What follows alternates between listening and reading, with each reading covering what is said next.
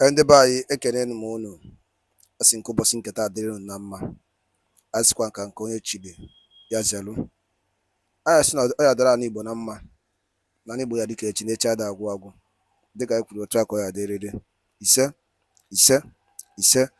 Dịka anyị si kwukwa unu nkwa na anyị ga-ewetara unu ya bụ daily update n'ilu akwụkwọ, ụbọchị taa maka ka ya bụ ife si ada, na gbasịta maka ihe na-eme na ndịda anyanwụ ka anyị na-akpọ Eastern Region. O nwere ihe mee n'ilu akwụkwọ, ife a bụ international media. O nwere ife akwụgasị gbasịta maka ya bụ nwere onwe ndị Igbo na-azọ, and gbasịta maka ihe dị iche iche. O nwegasị ya bụrụtagasị aka maka anyị kwuru unu nkwa na anyị ga na-etiri unu update ọbụla bụ gbasịtara maka ihe na-eme n'ala Igbo and the whole nation. Again, ya bụ ife ka ọ na-efe ihe nwanne anyị nwoke kwuru. O kwuru uche ya, so anyị mere anyị ji wee tie unu ya si uche onye adị na njọ. Mana gị bụ onye ọma na-ege ntị, gịnị ị ga-esi ya bụ ife ikwu ife ichere gbasịta maka ya bụ ife ndị a niile kwugasị ọrụtagasị aka dị iche iche n'ilu akwụkwọ. All right, over to you, sir. Attacked and killed on May 30 during a public holiday declared by the proscribed indigenous people of Biafra, Ipob. The holiday declaration by Ipob was to mark Biafra Day in honor of over 3 million Igbos who lost their lives in the Nigeria-Biafra Civil War. The military has confirmed the killing of the 5 soldiers and 6 civilians and said it would retaliate the attack. The soldiers were killed at Obika-Bia Junction in Obo Hill, according to video reports by multiple sources. In response, the Abia State government has placed 25 million naira bounty on the attackers. The military has also scaled up search for the culprits, killing 2 gunmen at a military checkpoint in Ohafia. To discuss the situation in the southeast, we have in the studio former Speaker of the Enugu State House of Assembly, Honorable Eugene Odo. Thank you, Mr. Eugene, for joining us for the program this evening. Thank you so much for coming. It's my pleasure. Thank you. So the developing story in the southeast, 5 soldiers killed, and this is not the first time. It sometimes is between the police and unknown gunmen, as it is termed, or sometimes suspected members of Ipob. It seems that this is a symptomatic breakdown of law and order generally in the country. The other day it was Okwama in Delta State, and also recently we saw the attack of soldiers at Banex Plaza here in Abuja. So it's happening all over the country. What's your take on this particular incident in Abia State? Good evening, viewers. I want to commiserate with the Minister for Defense, the Chief of Army Staff, and the defense chiefs in the country on these heinous laws. No human being will be happy seeing that the military that protects the entire nation, that has delved from external security for which they were constitutionally meant to protect, has delved into internal security. Nobody will be happy that they lose their life. May their respective souls rest in peace. But this actually is a reminder, because we need to look at the causes of the problem in the southeast. We need to look at what actually caused these very problems. And I could see that when the people of indigenous people of Biafra started, it was a very peaceful movement. In all Nnamdi Kanu has done in the process of sensitizing people for secession, he never used any gun. He never used any form of weapon. But unfortunately, this process has been hijacked. Because people have hijacked it, and especially miscreants, even when the young man had said openly, publicly, and even in writing, that look, I am not in support of anybody maiming and killing anybody in the southeast. But the likes of Simon Ekpa could not see any reason with that. Okay. So now that you mentioned Simon Ekpa, he's somewhere in Europe living his life and dishing out orders from that part of the world to people that live in the southeast. And mostly he's being obeyed, or he has people that carry out his orders. Why do you think the southeast governors have not done something about Simon Ekpa specifically? Obviously, the man is powerful and people are listening to him on the ground. Well, the Southeast governors could appeal to the Attorney General or the President, because the law is very clear.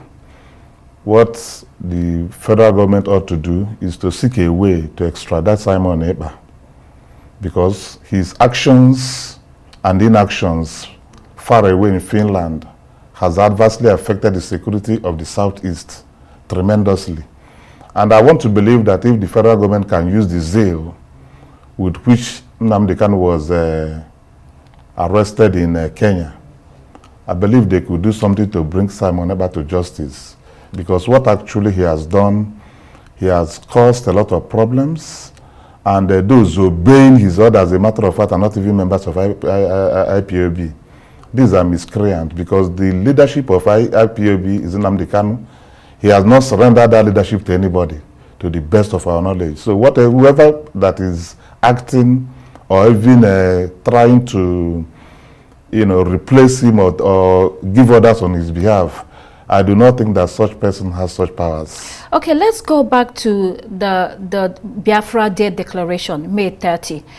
So Ipob had put this together in order to honor the over 3 million Igbos that lost their lives in the Civil War. All over the world, people have Remembrance Day for fallen soldiers, for people who have given their lives for a cause. And do you think the Southeast governors should have been proactive to declare that day a public holiday so that it will lessen the conflict? And so in that sense, it doesn't necessarily mean that there will be a public holiday. It could be a laying of wreath. It could be any program or activity that they deem fit in order to honor the people that lost their lives. Yes, naturally, when somebody loses anybody, be it your father, be it anybody you hold to high esteem, I think you can give reverence to the person, but that may not necessarily culminate in people not going to work. I actually wasn't happy with the announcement made by the governor of Abia, trying to give credence that he cannot stop people from mourning their dead people. Such person in a big authority ought not to make that kind of statement. And incidentally, you can see the outcome. That could have possibly been triggered or facilitated what happened in Abia. As a political, because people look up to you. I believe that people consciously or unconsciously, there's no family in Igbo land that has not lost one person or the other during the Civil War. And preventing people from going to market on that same day is not a way to mourn people. Preventing people from going to work, like in Enugu State, the governor of Enugu State was very, very unequivocal and direct on his stance on a sit at home. While reverence, he has made the president to facilitate, to see whether there could be a political solution for the release of Nnamdi Kanu. But notwithstanding that, he is of the opinion that losing about billions of naira on a daily basis, each day the sit at home was orchestrated. So we're not talking about the Monday sit at home. A lot of people have criticized that. So it's the May 30th, one day to commemorate the people that lost their lives. Yes, the Southeast governors could look into that. They could look into that and see whether there could be agreement. There's nothing wrong with that. But pending when they agree and declare such, no civilized nation will take orders from non-state actors. So what do you think the Southeast governors are afraid of? With respect to? Whether it's Ipob, whether it's other actors in the region, it seems that they have been unable to get it together regionally, because the problem that is going on is beyond parties. They have to come together to find a solution. It looks like they have abdicated that responsibility. Yes, the Southeast governors actually is a collegiate system not bounded by any law per se. The respective governments have their policies and whatever. However, they have Southeast Governors Forum.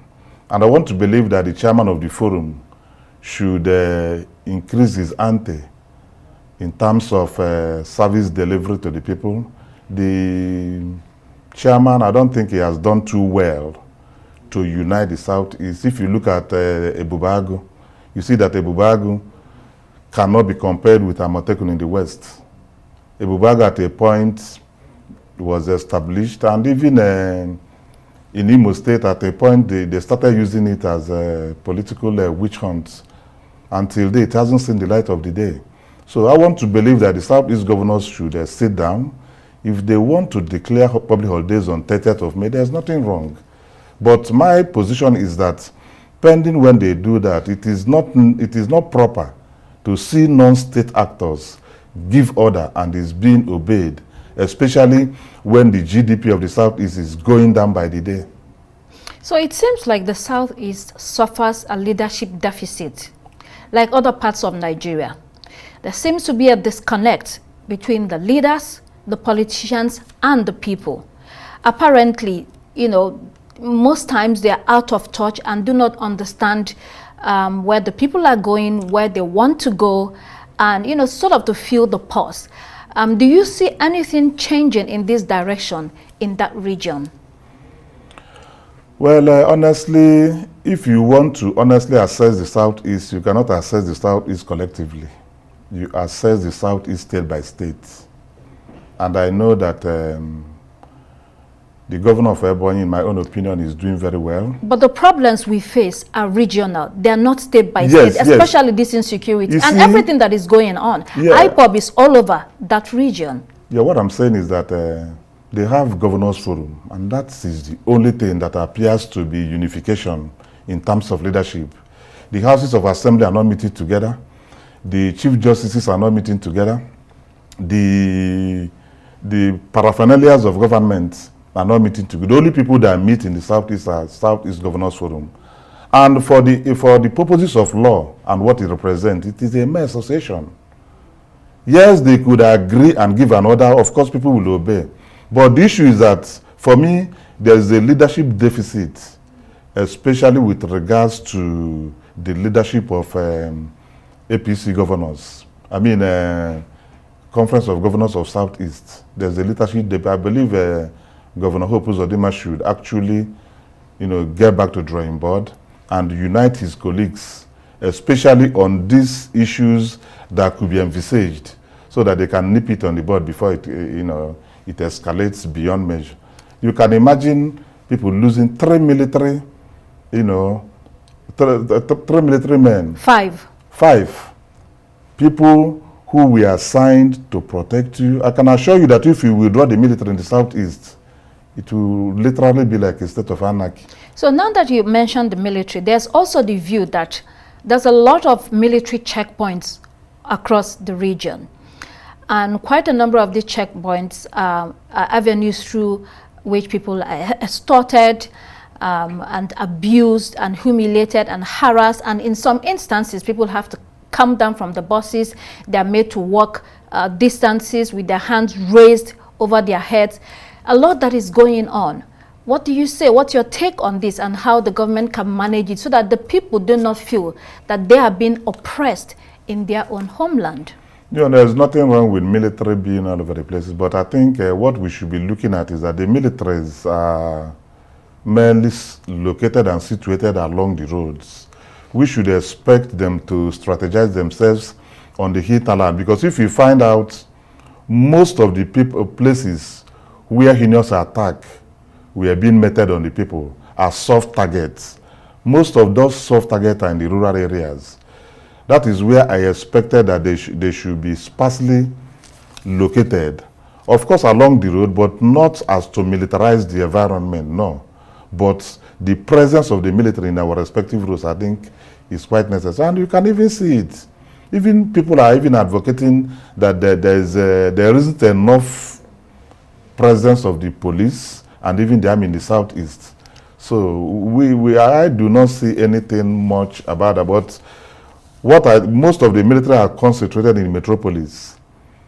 I am advocating that they should go a little bit into the hinterland, because most of the even kidnappers, those who are attacking and maiming our people, do that mainly in the soft target areas. And metropolis appears even safer than those places. Okay, 2 more questions before we go. When you look at the Nigerian civil war topic, it's an issue that Nigeria shies away from discussing. And yet the wounds are deep, the agitations linger, and it looks like it's something that we cannot sweep under the carpet.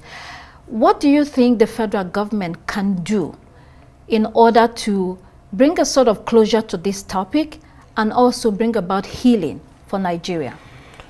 Well, it appears that the war has stopped, but the influences and the effect of the war still lingers on.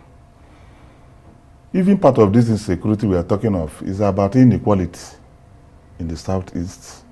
For instance, you can see how railways are built in almost all the regions of the country, and people who were known and are still known as being enterprising and commercially oriented. The Port Harcourt-Enugu-Meduguri rail line, nobody's talking about it. So these people feel actually that they are marginalized. These people feel that the government do not represent them much. That is why at times they will even vent their anger on innocent people representing them. But as to whether or not the Southeast gets its due in this country, I believe that they do not. In all ramifications, if you go to public service, you can count how many people who are from that Southeast extraction who are permanent secretaries. And also generally in all public services, in all public service. So wherever there is inequality, wherever there is marginalization, there is normal restiveness, but that is not a criteria for them to go as far as killing the military or the police. They should find a way to address the issue of the Southeast. As to whether or not there is inequality, certainly there is. As to whether or not they get their due in the country, they do not. This is where the governors probably have to work together in order to engage with the federal government. But very quickly, Nnamdi Kanu, you have advocated for his release. He is a problem while in prison. How do you think that if he's released, he will still not be a problem? A lot of the governors are afraid of him because he's very popular and more powerful than them. You see, actually, it is high time we come to tell ourselves the truth. I've said it in this station and I'm repeating it again. The best thing for us to do is to find a political solution and citizens engagement dialogue to see how Nnamdi Kanu can be released. I can assure you that if Nnamdi Kanu is released today, the security problem in the Southeast will reduce by 70%. Because most of, even though he didn't send them, even though those people does not have his consent, but these are miscreants who has taken over what he was advocating and twisted it onto a negative phenomenon. And then claiming, you can imagine if you had listened to Simon Ekpa, he would be claiming that he is in touch with Nnamdi Kanu. But now, of course, everybody knows that he's not. They are miscreants. So we are pleading, the Johannese has actually volunteered even to, to sign him on bail. And a lot of prominent Igbo people have equally done so. So we advocate that this young man be released so that we can face, or that we have a lot of problems in Southeast. There's these farmer headers clashes, there is kidnapping clashes, there is even communal clashes within the Southeast. But prominent among them are people who are misrepresenting themselves as representing Ipob or agitating for the creation of Biafra. That is not the philosophy for which Nnamdi Kanu established the Ipob. Okay. Honorable Eugene Odo, thank you so much for being on the program. Thank you very much. Thank you. Ndị by daalụ nne nu kwunu si na-esoro anyị na-eme n'iru akwụkwọ. dịka iso wee gee ya bụ ife ịnụrụ ihe the Ballon the Gentle Lion kwugasị n'iru akwụkwọ n'ụbọchị nke tata anọ.